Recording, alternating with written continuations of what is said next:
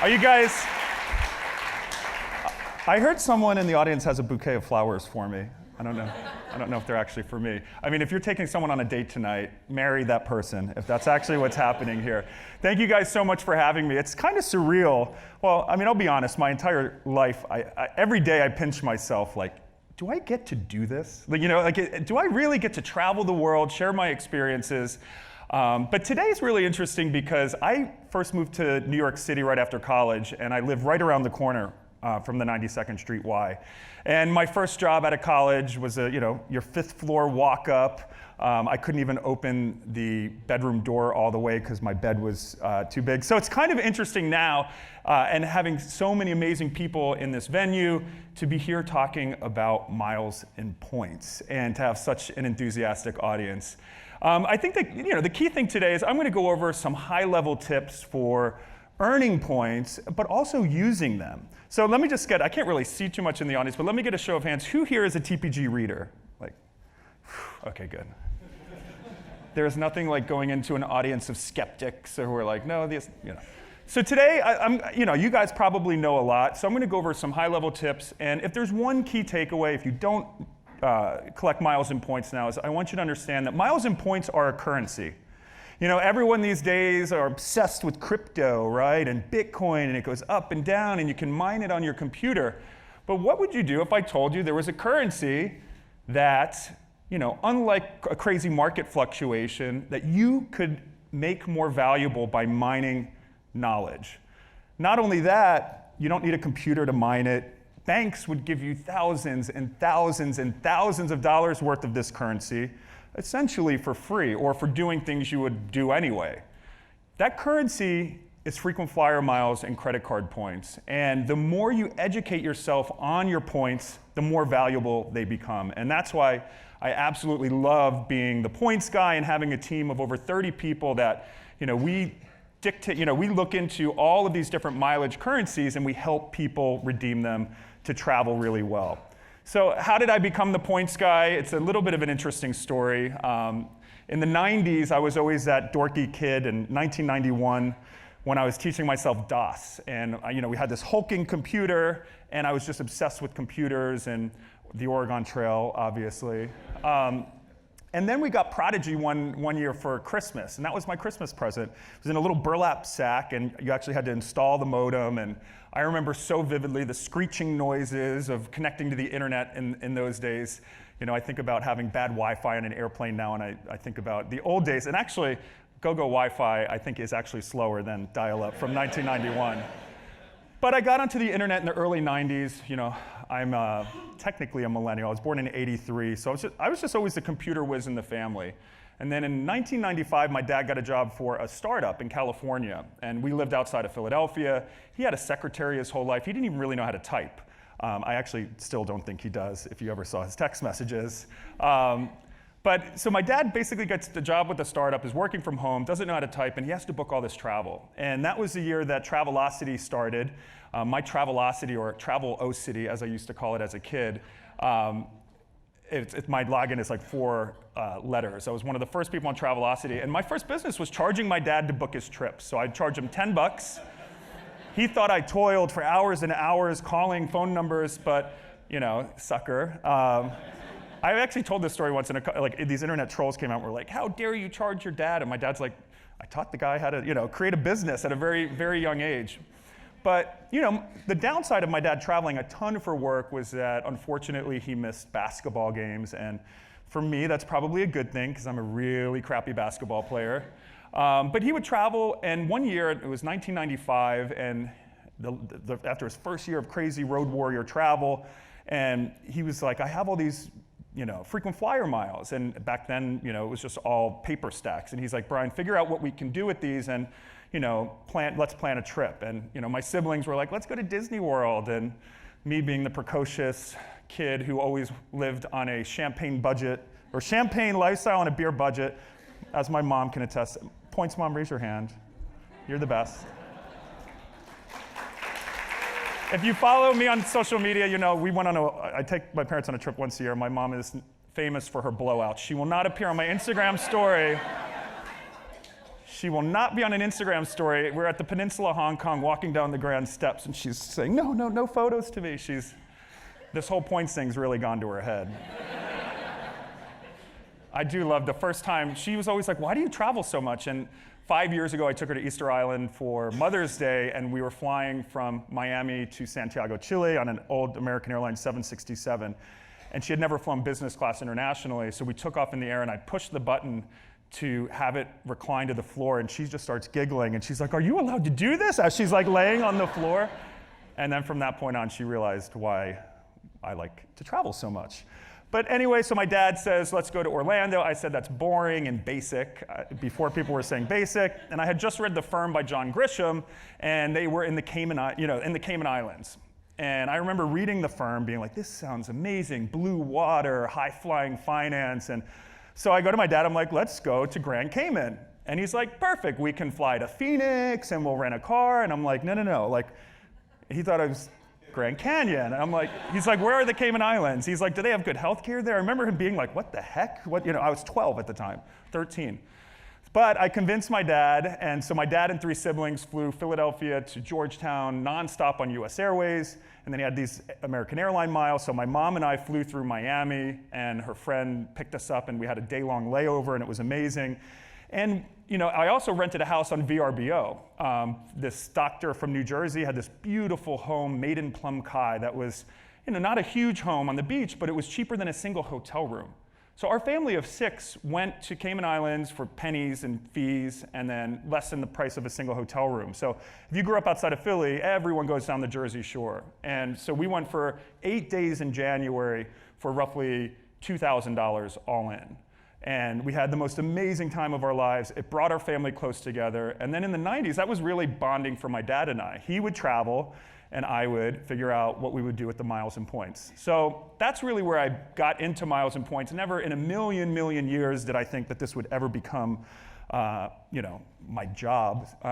But my miles and points story started in college when I was student body president at the University of Pittsburgh. Are there any Pittsburgh people in here?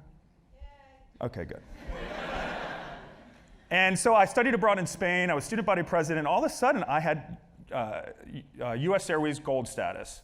And I Google, and I found Flyer Talk. And Flyer Talk is this amazing community of frequent flyers. And I've kind of had that aha moment, like, holy crap, there's a whole world of people who maximize frequent flyer miles. And from that point on, I actually started to do reader meetups with flyer talkers, and this community was really amazing in helping each other sift through these weird loyalty programs, but to travel the world. I was in college flying first class, and I would always remember that. My dad once boarded, and I had higher elite status, and I got upgraded to first class, and he was in coach, and I'm like, I have a negative salary. I'm a college student, and I'm sitting in first class, and of course, I didn't switch my seat because I'm taller than him.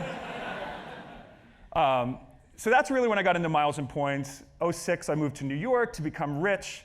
I get a job at Lord & Taylor as a buyer, $45,000 a year, but I had a $3,000 sign-up bonus, which was $3 after taxes. And I see Sally Shaw, my first step, and Barbara Zinmore, my Lord & Taylor. I have to, see, these guys were my first bosses at Lord & Taylor. Just wave your hands. I learned more from these women than I have being in business for all these years. I was a 22-year-old kid from Pittsburgh, and in the cosmetics buying office of Lord & Taylor, and I learned a ton. Even though I wasn't long for that industry, I learned a lot about working with others, showing up to work not too hungover, trying not to disappear after the holiday party and having to go into the head boss's office to let them know that you were alive. Barbara, you're a saint. But I moved to New York, get a job. I ended up getting into HR. August of 2007, I get a job at Morgan Stanley, and I'm like, now I'm really going to get rich because I'm going to work in finance. And for those of you who remember the timing of events, it was really around August of 2007 that the market started to go crazy. But my job was amazing because I was in campus recruitment for technology, meaning my job was to travel all across the US and convince computer scientists and engineers to join Morgan Stanley instead of joining Google or Yahoo or Facebook. And as you can imagine, that's a pretty hard sell. But the banks have a lot of money, and I had a corporate card. And I remember calling up one day, and they were like, oh, when you activate your corporate card, do you want to pay $95? And you'll get the Amex points. And I was really kind of poor back then, and I was like, I think that makes sense. So I pay the $95, and then all of a sudden I'm putting thousands and thousands of dollars of career fares and dinners on my corporate Amex, and then Morgan Stanley would pay the bill directly. So it was incredible. I was all of a sudden just free points were raining down from above. And once again, I got back on Flyer Talk and realized that the value of my miles and points, especially as the recession hit. Luckily, I never lost my job, but every year, no salary increase. Hey, Brian, here's a promotion, but your bonus is not getting laid off, so we'll talk to you again next year. But all of a sudden, I had all these miles and points. So even though my bank account, I was points rich and cash poor. So I had all these Amex points, and I was still able to travel to the Seychelles, to London. I once flew with Madonna in first class, and all my friends were like, Brian, what trust fund are you on? And I'm like, if you've ever visited me, in Pennsylvania, we're from a very middle-class family, I don't have a trust fund, and I actually had a little bit of credit card debt, but I was able to use my points. And in 2010, I was really frustrated about getting promoted and no bonus once again. And my friends were like, you're so good at points. And it became to the point where people at my office were lining up at my cubicle, and I would help them book trips. And I got so much joy out of that. Even my managing director at Morgan Stanley came up to my desk once and was like, Brian, I just spent 600,000 Amex points on a grill.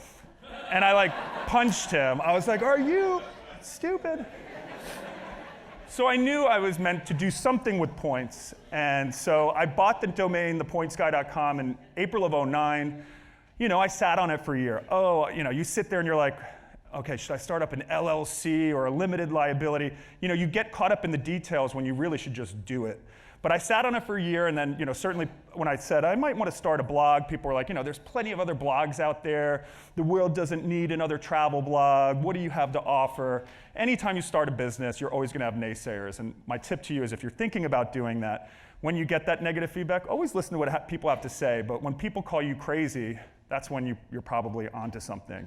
So I started the blog in June of 2010, and the story, we don't have all the time in the world today, but about 6 months in, I went to my first cocktail party in New York, and someone was like, you're the points guy. And I only had about 20,000 readers at that point. I was working my full-time job still, and I was like, this is really cool. I'm onto something. And I promised to blog once a day, every day, no matter what. So I'd work my full-time job at Morgan Stanley, come home, and then in the spring of 2011, my life changed pretty much overnight when a friend who worked at an affiliate marketing company said, Brian, you are the dumbest person I know. You are blogging every day about Amex and Chase and Barclays and linking directly to the websites.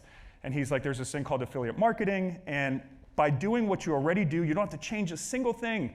You don't have to write about anything you're not writing about, but put links in and you can get paid to write about credit cards. And I said, excuse me? And he got me in. Chase, actually Amex wouldn't accept me in the beginning. I had Chase links, and first month I made $5,000 by simply blogging, doing exactly what I was doing, but by just putting the links instead of giving a direct chase.com link. And then the next month, the New York Times wrote a story about the points guy, and I had a post about a 100,000 point British Airways offer, and it just went crazy viral. And I quit my job that day. My mom was like, you're crazy. What are you going to do about health benefits? And I'm like, I'm rich. I'll pay for it. They did loan me $10,000, which I paid back. Funny enough, my mom found a box of my drawings from childhood, and apparently there is something that says if I'm ever rich, I'm going to give my mom $1 million. And my mom works for an attorney as a legal secretary, so she is also a notary. I think she notarized it and is still waiting. You can get first class. In any case, so the points guy became full-time for me in August of 11. And since then, we've just doubled in size every year. I've now got 30 full-time people in our New York office, countless contributors around the world. We've got developers in California and a corporate office in Charlotte now. So it's my dream. Doing this and teaching people, all walks of life can get in on miles and points. Actually, today, the head of security here at this theater comes up, and I thought I was in trouble. He's this huge guy, and he's like, holy crap, I love points. Us points people are everywhere. So let me just give 5 tips for earning points. So the first thing you need to understand is that points are not frequent flyer programs. Points these days are frequent spender programs. The number one way to earn a lot of points quickly and efficiently is via credit cards. Now, credit cards, there's a lot of different things. In the US, it's extremely lucrative. There is no other country in the world that has as lucrative of a credit card system. And there's a lot of reasons for that, but basically, the lack of regulation. You know, in Europe, there are laws about how much credit card companies can charge a merchant for how much, you know, they process your fee, interchange fees are what they're called. In the US, it's much more lax, meaning it's very, very lucrative for credit card companies to process your spend. It's easy money for them, and essentially what they're doing is rebating you a portion of that fee in the form of rewards or cash back. Now, I really like points because traditional frequent flyer programs you can redeem for incredible value. And while the game has changed over the last 10 years, and it will continue to change, it's still extremely lucrative. So when you're looking at credit cards, you want to look at a really rich sign-up bonus. Now, sign-up bonuses are a certain amount of miles and points you'll get. Now, the most famous one was in August of 2016 when Chase had the 100,000 point. Raise your hand if you got a Sapphire Reserve. Thank you guys for buying my house in Florida. No. No. Kidding? So that was 100,000 points. It totally broke the internet. They actually ran out of metal cards because it was so popular. But you really, now it's 50,000 points. Basically, nowadays, there are still 100,000 point offers out there. You want to take into account the minimum spend you have to. What the credit card companies are learning is they don't want to just give you this huge sign-up bonus worth $1,000 and then you go off and get another one, right? They're making consumers work for it more, so you have to take into account the minimum spend, usually like $4,000 within 3 months. But there's a couple of key things you need to know. Number one, the clock starts ticking on that spend the minute you get approved, not the minute you activate the card. I hear so many stories of people thinking, well, I activated the card once I came home from vacation, and then they don't get the bonus. Also, the annual fee does not count. Some people will look at their statement and just hit it and not realize the annual fee does not count towards that minimum spend. You can also get a couple different credit cards, but you don't want to bite off more than you can chew. Credit card companies also now are cracking down on how many cards you can get. So Chase, for example, has this 524 rule, which means if you've had 5 credit cards within the last 24 months, from pretty much any issuer, you can't get one of their premier Sapphire cards, even if you're a billionaire with perfect credit, right? They have this set rule that basically gamers, right? People who just want to go out and get credit card points. Now, that being said, you know, there's so many different banks. There's new credit card launches all the time. I personally have 24 credit cards, near perfect score. What I would argue, or what I would encourage you to do is, if you're going to get into the credit card game, number one, if you're in credit card game, and if you're in credit card debt, do not get in on the credit card game. If you're going to get a new line of credit and be tempted to spend above your monthly budget, then don't get a credit card, because credit card debt is quicksand, and if you can't pay it, you will get consumed by it. I've been in that situation, and it's not pretty. No amount of points are worth being in financial insecurity. That being said, if you do have a set budget, there's no reason to ever pay cash for something if you don't have to. Every time you pay cash, and you could pay with a credit card, you're actually throwing money away in the trash can in the form of points. So the goal is to get big sign-up bonuses, but also get credit cards that have really rich category spend. So for example, that Chase Sapphire Reserve is probably the richest all-around points card because you get triple points on all travel and all dining. So travel doesn't just include, airlines, it's all airlines, hotels, but also Uber, parking, tolls. So if you're spending a lot in those categories, the Chase Sapphire Reserve is a no-brainer. Now, people will say, it's got a $450 fee. You're crazy. On principle, I won't pay that much for a card. But as my dad used to tell me, cheap is expensive, meaning just because something has a no annual fee does not mean you're going to get the most long term. So if you're spending a lot in certain categories, it absolutely can make sense to pay an annual fee. So analyze your spend, look at the categories in which you're spending, whether it's groceries, travel, and then get the cards that give you the most. Every single dollar you spend, you want to be earning more than 1 point. And there are cards out there like Freedom Unlimited that'll give 1.5 points on everything that you spend on. You also want to look at perks of credit cards, especially if you're a traveler, lounge access. Purchase protection is a huge one. I bought a Moncler jacket, went to Iceland, and we were filming, and I left it at a film shoot, and it was gone. And I called up Amex, and instantly they refunded $2,600 onto my Amex bill. I know my mom's croaking that I paid $2,600 for a jacket, but I got it back, so. But you want to take a look at the perks on cards as well. You know, it almost never makes sense to buy airline lounge access directly from an airline. You can get it cheaper via one of their co-branded credit cards. There's a lot of other different perks there as well. You also, if you have a small business, small business credit cards are right now among the most lucrative credit cards out there. So even if you've got a teeny Etsy shop, you know, that you do on the side, you can get a business credit card. You apply with your social security number as a sole proprietor, and then the good thing about it, even if your business is really small, you can separate your finances, and any good accountant will tell you it's very, very smart to separate your business expenses from your personal expenses. And the upside is you can get really rich small business credit card sign-up bonuses. Now they're gonna hit your credit as if you were getting a personal credit card, but business credit cards sit on a different business credit report. And this is important because your FICO score, which is what most lenders will use to determine what rate they loan to you, there's 5 main aspects to it. And FICO.com has this in a pie chart. It's very open.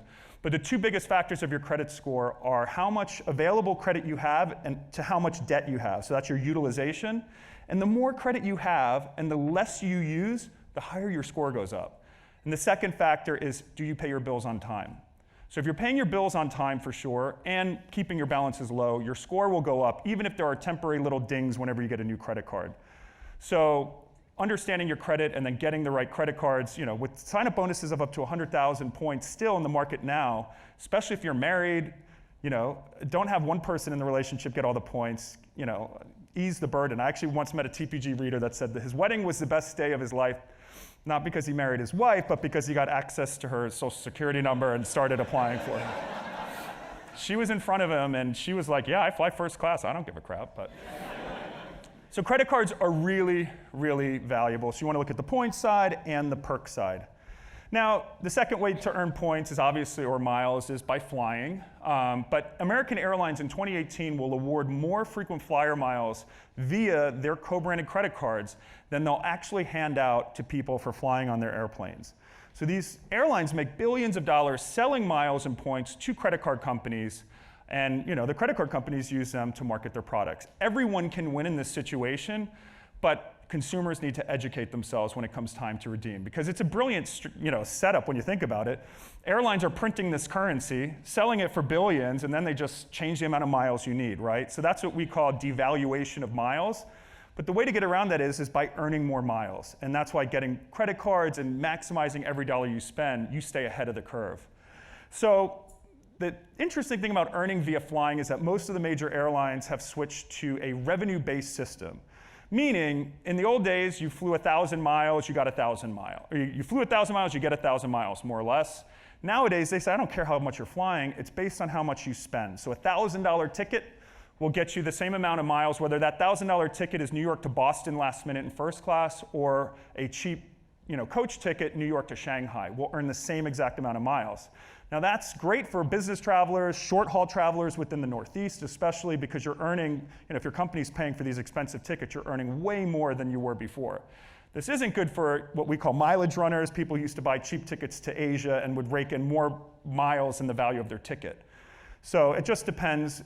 If you are one of those cheap flyers, though, you don't have to bank miles on the airline that you're flying. So for example, if you're flying Emirates, their frequent flyer program's just so-so, but they're partners with Alaska Airlines. Alaska Airlines miles are among the most valuable out there, so if you're flying on an Emirates flight for work, you can put your Alaska Airlines number onto your reservation and they'll bank miles directly there. And there's a website called wheretocredit.com. You put in your flight, how much it costs, and it'll actually tell you where to credit. So it's one of those free tools that can help you maximize the miles from your actual flying. And partners and leveraging partners is a big piece of the miles and points game, and I'll get into that, especially when it comes time to redeeming. Now, a third way to earn miles and points is via shopping. So this may pain my former retail friends, but never, ever, ever, ever, ever, ever go directly into a store to buy merchandise if you can buy it online. And never, ever, ever, ever, ever go directly to a retailer's website without first clicking through a mileage shopping portal. Mileage shopping portals are very simple. You go to an airline's website, you put in your frequent flyer number, or it's the shopping portal website. And by the way, all of this, if you go to the Points Guide, we've got a guide section. We have a beginner's guide with links to all of these shopping portals and the next couple of things I talk about, so you can link directly. But basically, say you want to shop at Saks. Instead of going to Saks.com, you go to AdvantageEshopping.com. That's American site. Put in your Advantage number. It stores a cookie on your computer, and then Saks, it'll say Saks 5 miles per dollar spent. You click their link. It takes you directly to Saks.com. You can use the same coupons as you would, but you're going to earn, say, 5 miles per dollar spent on your purchase, in addition to the points you earn from using a points earning credit card. So that's what we call double dipping. And they have all sorts of bonuses, especially around the holidays. You know, if your office sends flowers, you know, everyone knows flowers. I'm still waiting on my bouquet, by the way. Everyone knows that flowers are highly overpriced, but especially if you're using them for your company, you can earn like 30 points per dollar or more on flower purchases. So if you're ordering for clients, shop through a portal and you can rake in tons of extra points. Another way to earn miles and points a lot of people don't think about is via dining programs. So there are restaurants all around New York and in major cities that will actually give you extra miles for if you are attached. So what you want to do is attach every one of your credit cards to a dining program. And all it takes 5 minutes. You go on and all the dining programs, you can choose one of them. So say you want Delta miles, and this is what I used to do when I ran the intern programs at Morgan Stanley. You register your corporate card or whatever credit, even your debit card, into these dining programs, and then anytime you dine at one of their participating restaurants, and there's hundreds, thousands, you automatically get extra miles deposited into your frequent flyer account. You don't need to do anything. So I'll go out to a random wine bar in Soho, and I'll a week later get miles extra deposit. I didn't even know it was a mileage restaurant. Now, when I ran the intern class of 60 interns, they would always say, Brian, why are we going to this random Brazilian restaurant in Times Square? And, you know, guys, it's really important to be cultural these days. Tudo bem, let's start. No, it was one of the mileage, right around the corner from Morgan Stanley, Times Square, was this Brazilian restaurant, and it was part of this dining program. And every lunch, I was earning 10,000 Delta miles, which at that time was 10% of a business class ticket, round trip to Europe. So, you know, let's say $3,000. So, you know, I'm earning $300 in extra value just from signing up and going to a restaurant that participates in the program. So whether it's an office happy hour, and you have a choice. You know, of course, whenever you go dine out with your friends, always put it on your card and have them Venmo you because you're earning the points. But it's very simple. And most people I know, you know, are like, oh, I haven't signed up for a dining program. It's super simple. Every one of your cards should be, you can only register to a single program at any time. You can't sign up for all of them. But it's a no-brainer. The last way I'll talk about earning miles and points that can make sense is via buying miles. Now, do never buy miles. You know, when you book your flight, they'll always ask you, or if you check in at the kiosk at the airport, it's almost always a terrible, terrible deal. But buying miles can make sense if there's a huge promotion, of which there are all the time, and you know how to leverage that currency. Now, one of the best ways to buy miles is Alaska Airlines. I mentioned it's one of the best frequent flyer programs out there. They have tons of different partners that are really, really rich. So Alaska Airlines sells miles usually for 2 cents a piece. Now, 50,000 miles roughly will cost you $1,000. So my parents and I were on a crazy trip this past fall. We were in Bali, got disrupted from the volcano, ended up in Hong Kong, and I had to get my mom and dad home in December. Hong Kong, New York is a super expensive flight, even in coach, but I would never think about putting my parents in coach for a flight that long. No, there was no award availability, so I had to put them in business class. No, but it's 50, so Alaska Airlines charges only 50,000 miles one way for Cathay Pacific business class, Hong Kong, New York. So that flight was selling for $8,700 on the website. A lot of people, business travelers, pay that, but because I had Alaska Airlines miles, I got them each for $1,000 each. By the way, you can Venmo me for that mile. So you can basically, there's an arbitrage available. If you know how to, and this is get back to mining data on these programs, if you know all the sweet spots into the programs, you can get much more value out of that program, especially if you value international first and business class, because those fares are so exorbitant. So, you know, most people through credit cards and spend can earn enough points for the travel they want, but I know a lot of people who take advantage of buying miles. Now, okay, great. We have all these miles, they're so easy, they're all around us. Now, don't be a mileage hoarder. So who here is a mileage and points hoarder? Who here likes to, yeah. Shame on you. Hold on, I just have to blow my nose real quick. So I get it. It looks good to see your mileage balances rise, and you're a stud, you've got a ton of points, and no, I'm gonna save them until I retire. I met someone the other night at a dinner party who had 7 million points, and he's like, I'm gonna save them for when I retire. I'm like, you're like 50, and he has 15 years to go or whatever. And that's dumb because points lose value over time. As I already talked about, the airlines are increasing the amount of miles needed every day. So use your points now for amazing trips. And this doesn't necessarily mean just for first class, but people always ask, is this a good redemption, is it not? I say, if you redeem the points and you're happy, then go for it. That being said, if you're getting really poor value from your redemptions, you may not want to even be getting points. Cashback credit cards, the Citi Double Cash is a no annual fee card that gives you 2% back on all spend. So when you think about it, if you're spending $1 and getting an Amex point and you're only redeeming it for, say, 1 cent a piece, you're using it for 100,000 points for 1,000 on a free flight. If you would have spent $100,000 on a double cash card, you'd have $2,000 in cash, in cold hard cash to buy whatever you want. So in the concept of credit card points, you want to be getting over 2% back per dollar spent, because if not, you might as well just get cash back. That being said, use your points. They're going to get devalued over time. Set a goal and go somewhere amazing. Now, one of the ways that you want to get the most value out of your points is by leveraging airline partners. So for example, a lot of things with airlines don't make sense. Airlines have alliance partners, usually, and then non-alliance partners. So if you have American Airlines miles, you can fly for 90,000 miles Etihad from JFK to Abu Dhabi. But the thing is, AA.com does not show all award availability. So this may come as a shock, but airline websites lie. They don't show you the whole picture.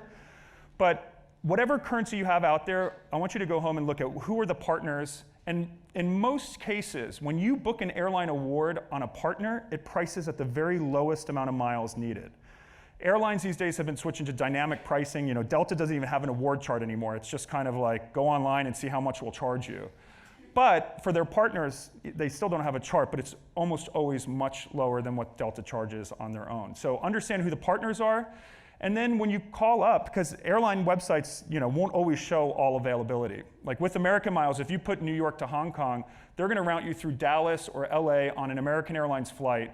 And American Airlines is a much worse airline than their partner Cathay Pacific or Japan Airlines. But Cathay Pacific flights, there may be an amazing first class flight for 110,000 miles one way, New York, Hong Kong, in Cathay. But American won't show Cathay online. What they will show is routing on a longer way through Dallas, and it might be double that amount for business class. And this is what I tell people. So you can search for award availability, or just pick up the phone, call the phone agent, and ask to see if there's partner award availability on their route. Now, phone agents can be amazing. Most of the time, they're terrible. So I don't recommend expecting a phone agent in Tulsa to plan your most amazing trip for the least amount of miles possible. At a very, very minimum, you want to understand the airlines that fly on that route. And then there's a bunch of other sites that will actually allow you to search award availability. One of them is Expert Flyer. It's a little bit wonky to use, but does anyone here use Expert Flyer?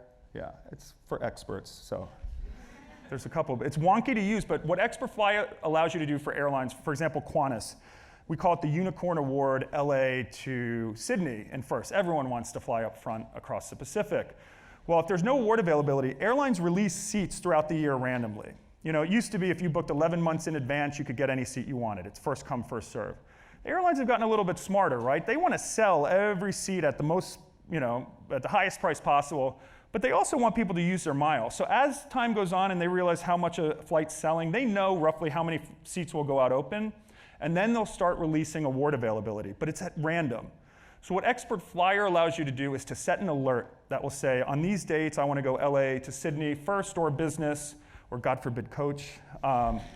You set an alert, and then it scans the system, and then whenever Qantas does release that award, you'll get an email. So you can call or go online and book it before anyone else. So tools like that can actually help you snag the very best award inventory.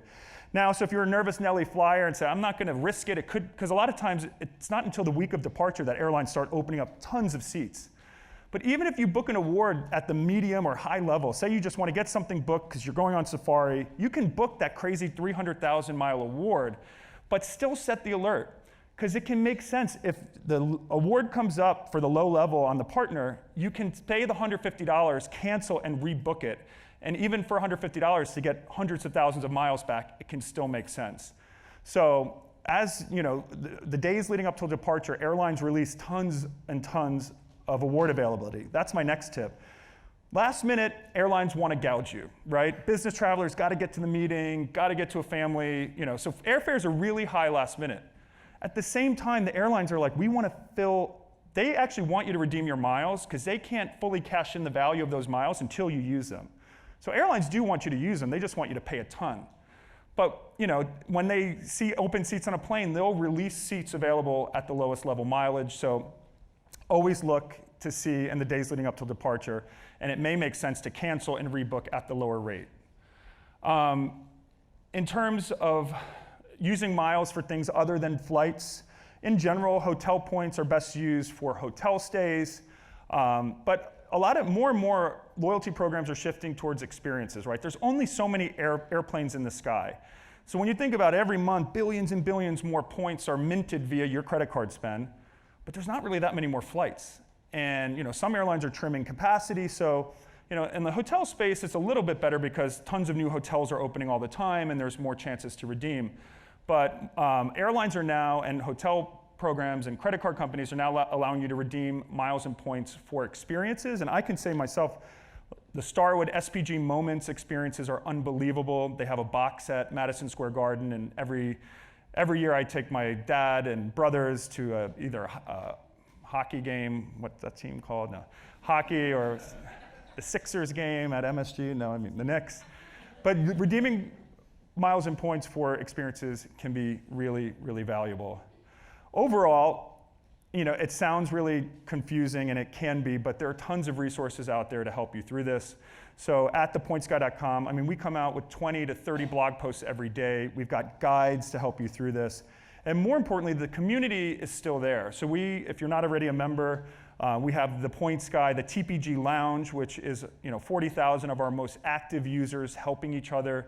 There's an incredible amount of people on social media to help you through this, but no matter what I want you all to get away from today is little changes in your everyday life can lead to huge, huge rewards. And having myself personally been able to travel around the world, mostly in the front of the plane, miles and points are an incredible vehicle that I love watching people take advantage of. So they're out there, take advantage of them. So that's my speech. Now let's do a Q&A.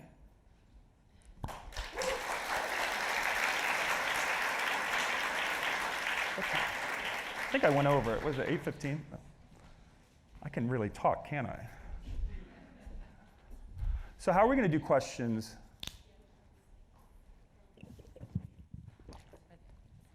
Come on, I know there's, yeah. If you want to, if people want to come up and ask in the aisle, or?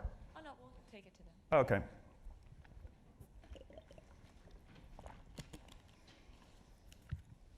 Hi, Brian. So I want to get your thoughts on international health insurance. Quick story, my wife and I, sitting right next to me, last year we did on points, I think it was 7 days in Bali, 6 days in Japan, 4 staying at the Park Hyatt, and we were flying from Bali to Tokyo, and on our last night in Bali, Lauren got appendicitis.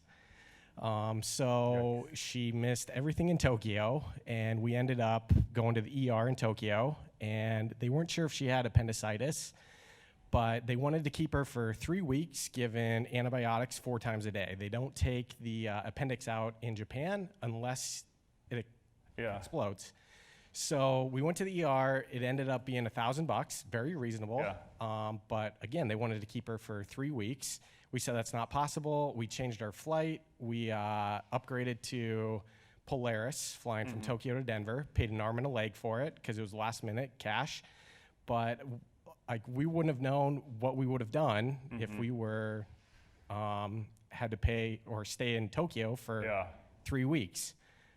So So just yeah, curious so that's a your great thought on point. that. Yeah, so when we were, so insuremytrip.com is a great resource. I am not an expert in insurance. It's actually one of the things on my to-do list that I really want to actually, the same way that we evaluate credit cards, to do the same for consumers. There are yearly plans that you can get if you're a frequent traveler that are in addition to any coverage. I mean, this is the thing about Amex. Amex actually has a really amazing evacuation coverage. Now, City Prestige, we had actually booked, when my parents and I got stranded in Bali, there were 5 of us, and we had booked our cheap tickets to East Timor on our City Prestige card, and City ended up actually reimbursing me up to $5,000 a person for our flights that I had to buy last minute. So a lot of credit cards, that's why I say perks. Look at the perks that you get when booking flights and hotels. Amex has really amazing evacuation coverage. So if you put any portion of your trip on an Amex, look into it's like the emergency evacuation plan. I've heard of people having to use it and they cover up to $50,000, but health insurance plans, it's all, the devil's in the details, right? A lot of them probably, will try to argue out of that claim and be like, well, the appendicitis wasn't burst and but there are good plans out there. I think my company gets me a yearly plan. Luckily, I've never had to use it, but credit cards offer a lot of protection.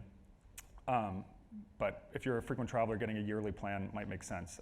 Unfortunately, I don't know which plan is the best, but yeah. And are you okay? So we got back to the States, 6 hours later, the appendix was out, we're good to go. Yay. Glad you got back to the States. A friend of mine was just in Grenada in the Caribbean, and they accidentally took the appendix out too conservatively, and now he has this crazy infection that's going to take a year to clear. So not saying all hospitals are bad, but you definitely don't want to play around with your health in places you don't know. So there's a bunch of questions in the back here. Brian, over here on this side. Thank you for taking my question. Aside from everything that's already been published, which I'm sure everyone in this room is very familiar with, do you have any educated insight or predictions as to the future of the Unified Marriott Rewards program? And I was also wondering if you could specifically speak to or advise us on this upcoming merger of all of our existing points from SPG Ritz-Carlton into the Marriott Gold program. The SPG, so they gave us, I know them, and they gave us, I actually think high level, and maybe I'm just so jaded because so many of the airline mergers, like when Delta took over Northwest, they were always like, oh, we're going to keep the best parts of each program, and then they eviscerated it. Marriott has taken, in my opinion, a pretty pro guest. They know the brand value of Starwood Preferred Guest. They've kept the airline transfer partners. In general, I think the 1-to-3 ratio is pretty good. They just realigned their categories. So that, once again, the devil's in the details, and where I think the real evisceration of the program could come down the line is that if they start pricing awards peak and everything becomes peak, and Hilton has done something similar, right? Where you used to be able to get really amazing 50,000 points for top tier, then it became 95,000, and then they really allowed their hotels to classify certain rooms as premium because it had a view, and there's a lot of funny business like that. I think overall, people are nervous. In August, all the points become one program between Ritz, Marriott, and Starwood. It's at the same exact ratio as you can redeem now, so there's no impending doom. There are some minor winners and losers when it comes to elite status, but I think in general, the program is intact, and now you can earn it so many more places than you could before. So I don't have any insider information on, any big changes. What I will say is I've noticed myself more and more, maybe it's as I'm a luxury hotel person, I'm in hotels so much, that I use Capital One Venture. They now have 10 points per dollar on all hotels.com, and then which is basically 10% back.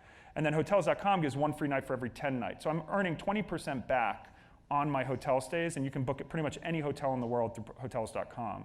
So I never thought I would be using hotels.com as the points guy, but it's actually, when you look at value back, instead of trying to beg for room upgrades or whatever, it fits me to just get that 20% back. Same thing, the City Prestige doesn't have a sign-up bonus right now, but it gives the 4th free night at any hotel in the world. So you can have the presidential suite, $2,000 a night, and then the 4th is free. So I look at the hotel loyalty programs are kind of not getting a lot better, but not getting a whole lot worse. I look towards other credit card perks to really save, and it's ease of booking too, instead of having to jump through hoops. I like just being able to book exactly what I want to get.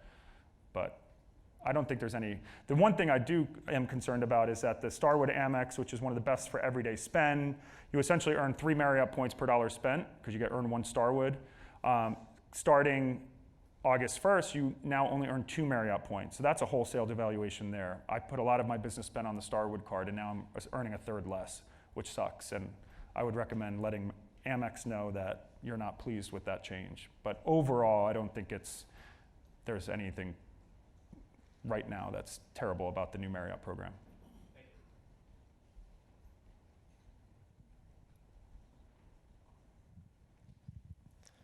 Hi, Ryan. You're awesome. You changed my life. Did you hear that, Mom? So I have a question about the way you can get priority business for United with that thing they inherited from Continental. You know that rule I'm talking about? Yeah, like You ticket an economy ticket, but you ticket it as a business class yeah, with the points. like the IT glitch kind of. Yeah. But can you just explain when you call them up and you say, I want to ticket an economy ticket as a business class ticket? I'm not sure what that To be means. honest with you, I'm not a United. I know about that rule. Yeah. I'm not a. Zach Honig, who's our resident United nerd of nerds, Probably. would be able to. So I don't know all the details. I know United in general, a lot of these airlines have technical glitches that can work to your advantage. United a lot of times won't ticket an award. I have friends who've shown up at the airport for a flight to South Africa and it didn't ticket. So a lot of times it's not in your error. Sometimes it is in your error. We don't write about stuff like that because a lot of times United, they read our site every day, so they'll change it. I wish I could speak more exactly about that. I'm not sure how to word it, but I think we're talking about something else. But it's okay. Yeah. Thank you. Did I still change your life? A little. I didn't let you down. Hi there. You helped my family get to Thailand on one trip and Australia on a different trip. 5 people, unfortunately, in coach, but. That's amazing, though. It's okay. I mean, that's so cool to be able to. And to everyone here, like, it actually works. My husband and I acquired over 1 million miles, like, in less than 3 years. My question for you is, what tools do you use to organize yourself to keep all your points? I'm having trouble. Yeah. So that's a great question, and one of the biggest things I'm working on now is we're revamping our TPG app. I mentioned we have 6 employees in Pasadena, app developers. My goal, and people will probably be annoyed. My goal is that the TPG app, you're going to be able to track all balances.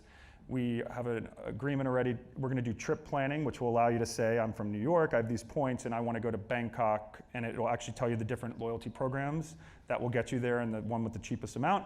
The holy grail for me is also then having award availability. So in your app, you can actually see what flights are available and set those alerts. So there's a lot that has to be done to do that. That's what we're working on. In the interim, awardwallet.com is probably the best tracker out there.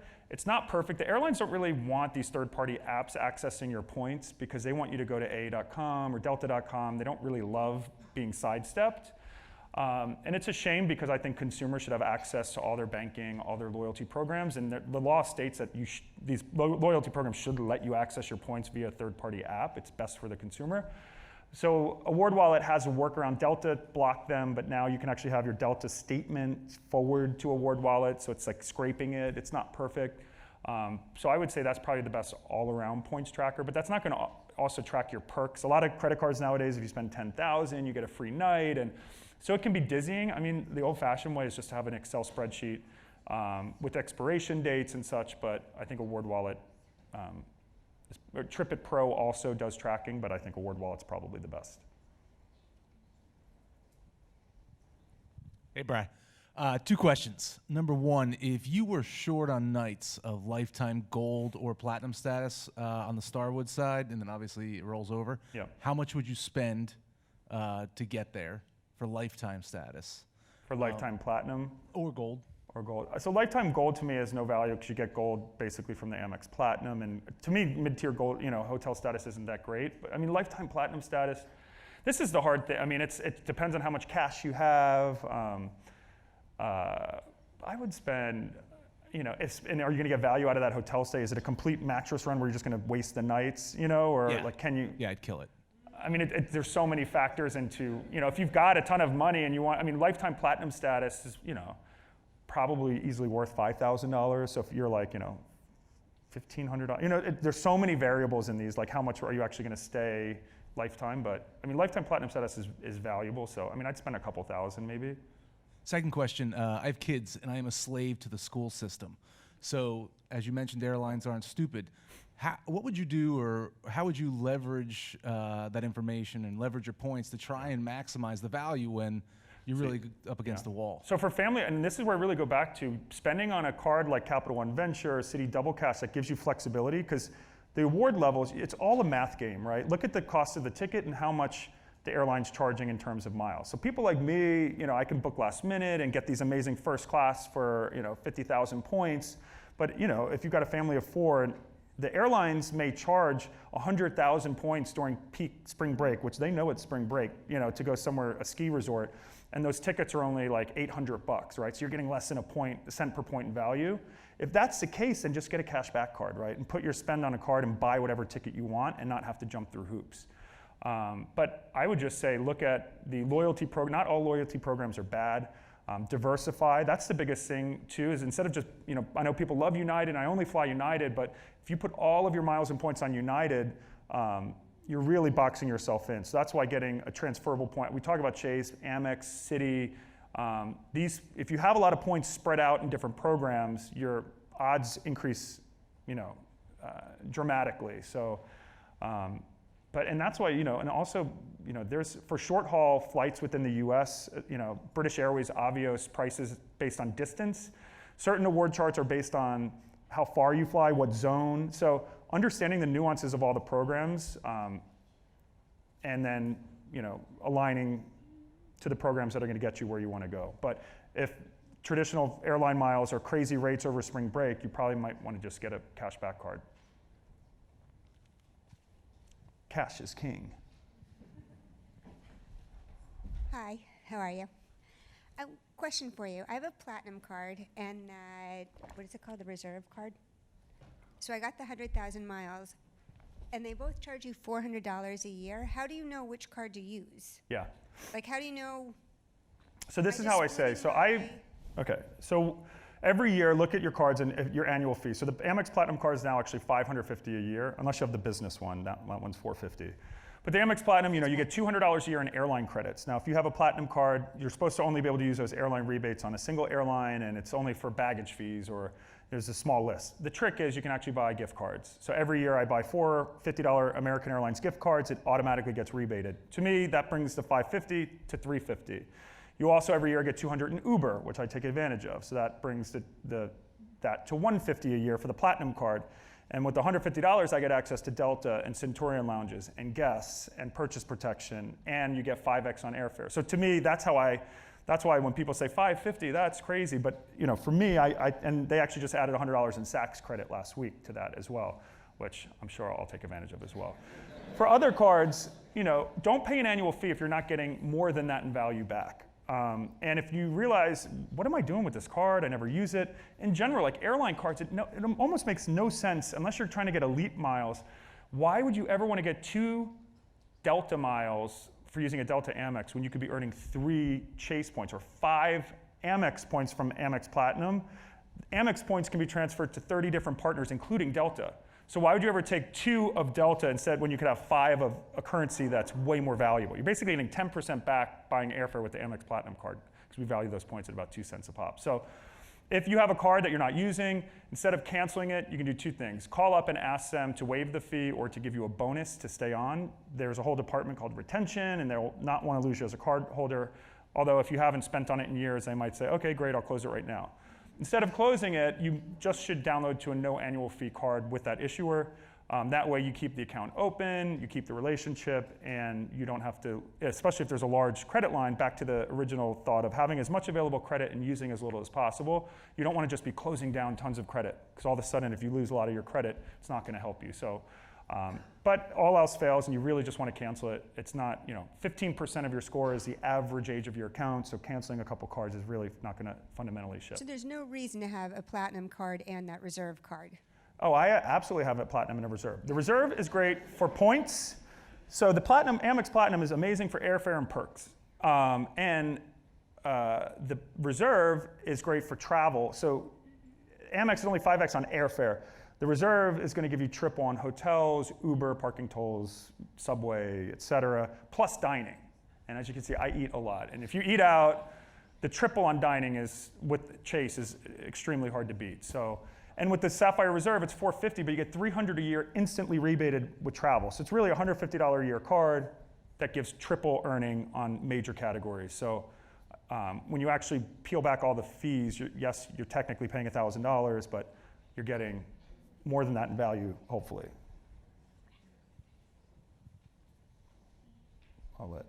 I want everyone to talk, so I'll let you guys be the mean people and decide who. Hi. Coming back to that platinum card, do you have any points or tips on transferring? I got lots of points. Well, tips to transferring to partners? Yeah. Because we've transferred to like JetBlue and stuff, and it's Don't transfer to JetBlue. It's a terrible. Yeah, it was a terrible. I love JetBlue, but it's not a great value. program. Don't transfer to Jet. So here's the deal with the Amex. Don't transfer to hotels. Don't transfer to JetBlue. Usually not to Delta. You want to educate yourself on Aeroplan. Aeroplan is the loyalty program attached to Air Canada. It's Star Alliance. It's 90,000 miles one way, Lufthansa first class to Europe. I mean, there's really amazing. And if you Google the best ways to transfer Amex points, our smart team has dug into all the best transfer partners. Or you can Google the points guy, how to maximize Amex points. So we dig into each of those, but it's based on where you want to go. Certain partners might make sense based on how far you're flying, what class of service, but in general, Amex points never transfer to JetBlue or hotels because you get terrible value. All Nippon Airways is another really good one. It's a Japanese airline, but it's distance-based, and you can really get a lot of value. Hi, good evening. By the way, it's awesome to see you. I read your blog all the time, read you. I also got a quick wedding story. Basically, on the day that we were settling up our bills, my father-in-law's credit card wasn't working. Mine worked. I paid the whole thing. He paid me back, and we took our honeymoon on the miles we earned. 5 weeks in Europe. It was amazing. Where'd you go? We went all across Europe. We went to Prague, Italy, like Amazing. Vienna, Spain, etc. Take me next time. Awesome. Oh yeah, come on, let's do it. But I've been a Delta person for about 10 years. Platinum. This year, my wife and I started a business, so we've got a lot of business expenses, and I want to essentially hack my way to Delta Diamond. Is it worth it? We've got business expenses that we're obviously going to put against credit cards. Yep. I've been platinum for the last 10 years on purpose, staying on a threshold, but now if you buy on And as platinum, do you get upgrades? Like, do you see the value in platinum? I do see the value in platinum because they've done a lot of favors for me. Yeah.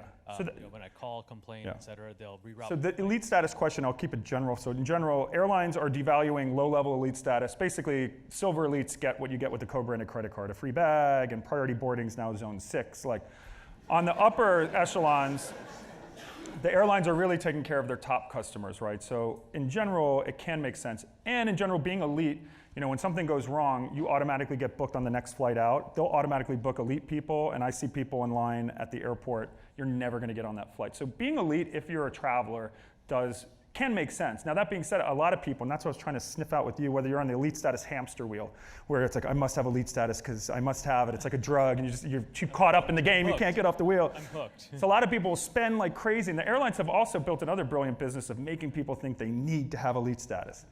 So if you're getting upgraded, if you're getting good service as a platinum, and then at diamond, you get lounge access and some perks to give status to friends and stuff. So we actually also, you can Google what is Delta status worth in 2017. So our team of smart people looked at all the perks and we attached some values to it. So the thing is with getting Delta elite miles through their credit cards, and if you have a lot of business spend, there's an opportunity cost, once again, to earning one crummy Delta mile instead of being able to earn a Chase point.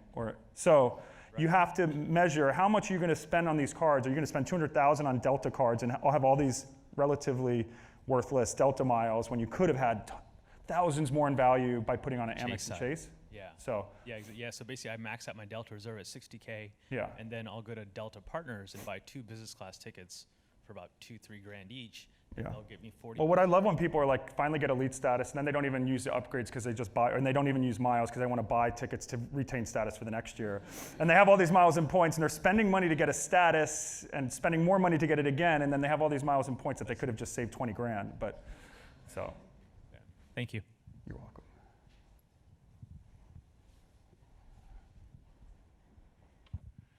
Hey, Brian. Thanks so much for coming. Is TPG TV coming back? It's a great question. Video, so I had so much fun doing TPG TV. I started in 2015 going around the world and kind of teaching people. And the cool thing about TPG TV is we got to film on board a lot of aircraft.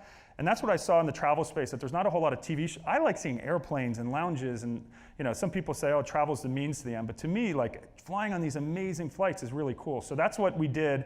And the airlines actually agreed to allow us to film on all these amazing flights. It just takes so much time and effort.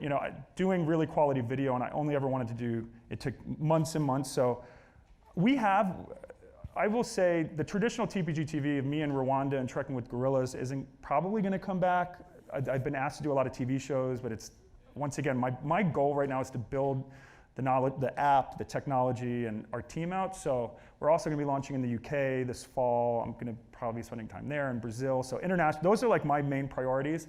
You will see video content on the site. We actually are now filming on aircraft and doing 3D.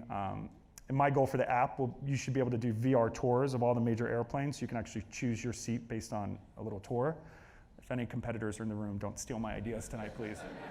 But no, so I love doing it, but it just takes so much time to create quality video content. So that's why just follow me on Instagram. It's just a low budget version. Oh, okay, great.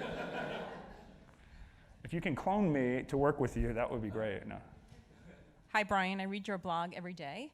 My question, my daughter has a Chase Sapphire Preferred and wanted a Chase Sapphire Reserve. When she went to apply, she got a rejection because she's part of the Chase Sapphire family already.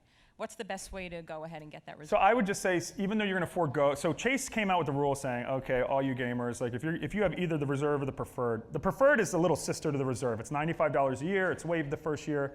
For anyone in your life that wants to get into miles and points, doesn't want to pay a big fee, everyone starts with the Preferred because you get the same 50,000 points, it's waived the first year, and then it's $95. The issue is you only earn 2 points per dollar on travel and dining.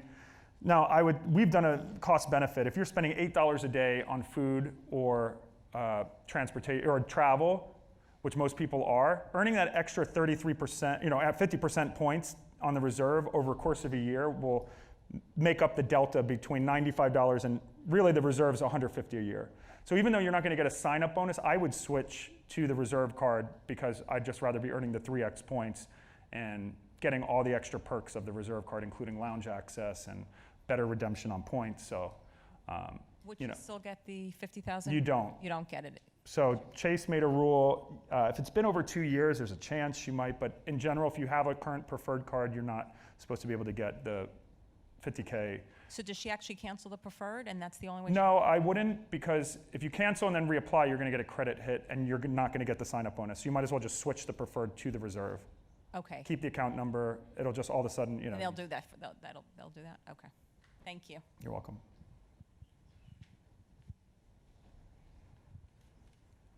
So it seems like with the programs constantly devaluing, we're always on the redemption side, kind of chasing sweet spots and outsized value for redemptions. In your opinion, what are the things that we should be looking at redeeming points for now because you're worried that they're going to disappear soon or we're not going to be able to get the same value that we're getting now?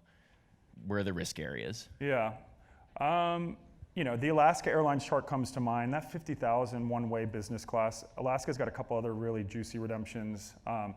I would recommend look at a lot of these foreign frequent flyer programs have Richard Kerr, who's one of our top writers. He's brilliant. Literally go to the Points Guy and look at Richard Kerr and read his past articles. He dives deep into Etihad. I was flying home from Europe and I thought I was really smart. American Airlines first class is, in my opinion, the best way to fly JFK to London. It's not amazing, but and I used like 60,000 Alaska Airlines miles, and a reader's like, Dumbo, you guys just had a post yesterday that you can use 50,000 Etihad. Etihad has this wonky thing where business and first class transatlantic's the same price. Life miles is another one that you can buy life miles for about $0.01 1/2. They have annoying phone agents that are horrible to deal with, but if you can gird your loins and figure out that program, I know people who are taking crazy value. So I would just say look at some of the lesser known, and but yeah, those are the ones off the top of my head. So I find that I'm constantly applying for credit cards to the point where I'm always working on my spend and don't really have the chance to actually use the spend categories for the credit cards Yep. I have. And I've thought about taking a break to try to get under 5 and 24 and things like that, but I can never decide when is the right time to do that or when is the time to stop applying for cards and just Spoken like a true addict. I love it. And now, just to be clear, you're not carrying any balances, right? Of course not, because Right. you're in this game. Yeah. That's a great question. I mean, you know, hunt while the getting's good, right? You know, the bonuses are good. Grab them while you can. You know, in general, you know, I think the credit card market's still really strong. There's new offers coming out next week and some this fall, and you know, credit card companies are adding new perks. So I wouldn't say, it depends on how much you're spending. If you're spending just enough to hit minimum spends, 3, 4, 5, 6,000, you know, the opportunity cost of earning the 2x or 3x in the category isn't that great. So I would just say keep going out and slaying those big sign-up bonuses and bringing them in, and of course using them before they can get devalued. thank you. But taking a break sometimes isn't bad.